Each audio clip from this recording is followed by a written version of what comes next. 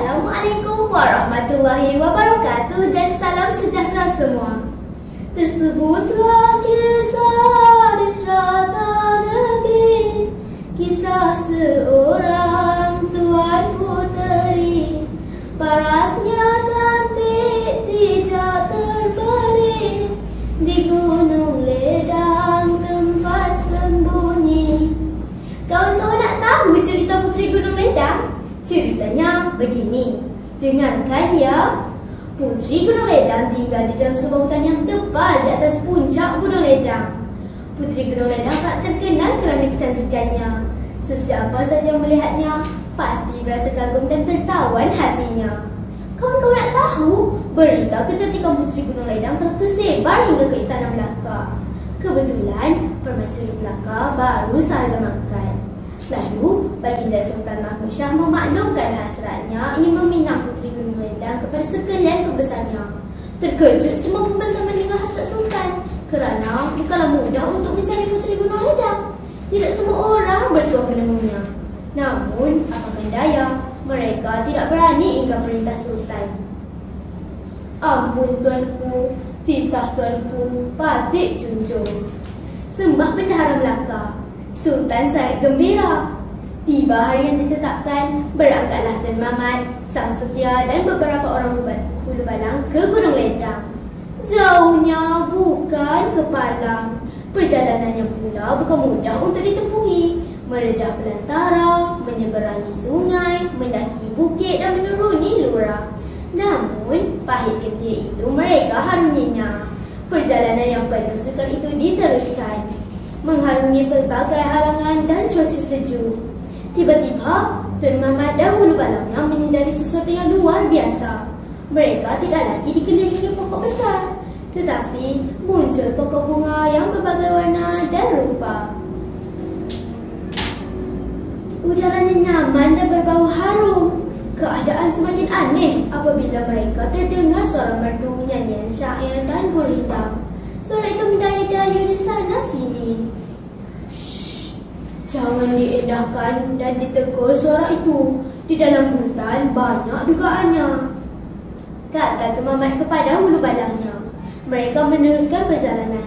Tiba-tiba, kabus yang tebal menyelupungi mereka. Setelah kabus itu hilang, terdapat sebuah balai kecil yang dibina daripada tulang manusia dan berbumbungkan rambut.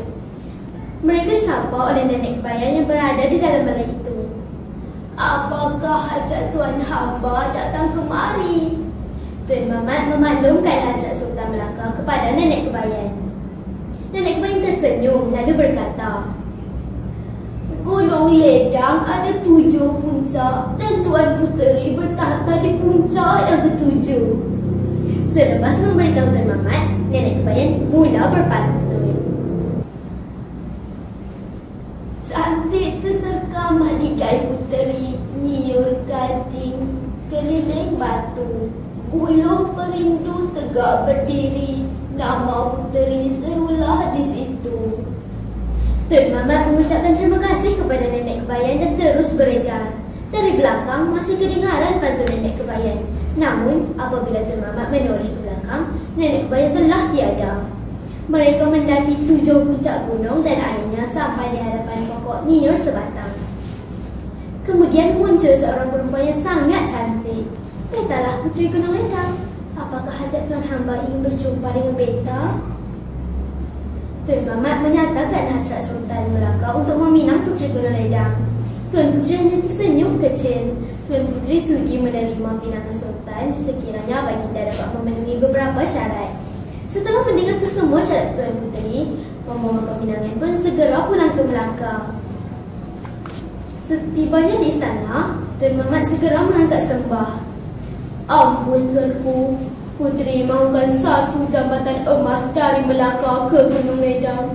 7 dulang hati nyamuk, 7 dulang hati kuman, 7 tempayan air mata anak darah, 7 tempayan air pinang muda dan semangkuk darah putera Sultan.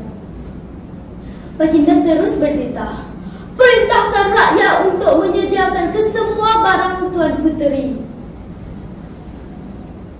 Sedang Tuan Mamat dan Sang Setia sibuk menyediakan kesemua barang yang diminta, Raja Syah muncul bersama-sama Dayang. Tun Mamat dan Sang Setia saling berpandangan. Bagaimanakah hendak kita mendapatkan darah Raja Ahmad? Tanya Tun Mamat.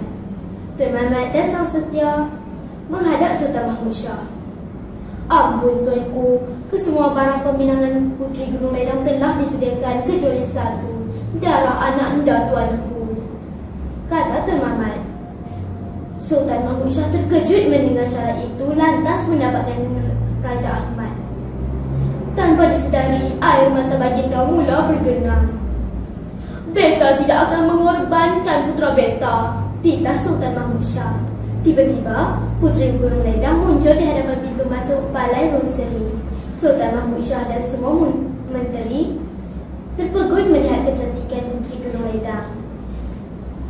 Ampun tuanku, akhirnya tuanku sedar bahawa tidak semua yang tuanku kendaki akan terdapat.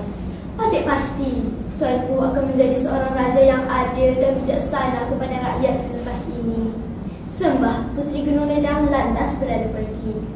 Antara pengajaran yang kita dapat dalam cerita ini ialah janganlah kita berhajat terlalu tinggi sehingga mengabaikan tanggungjawab kita yang sebenar. Sebaliknya, kita hendaklah bijaksana dalam menyelesaikan masalah agar tidak menyinggung perasaan orang lain, seperti perumpamaan bagai menarik rambut di dalam tepung, rambut tidak putus, tepung tidak bertaburan. Sekian, terima kasih.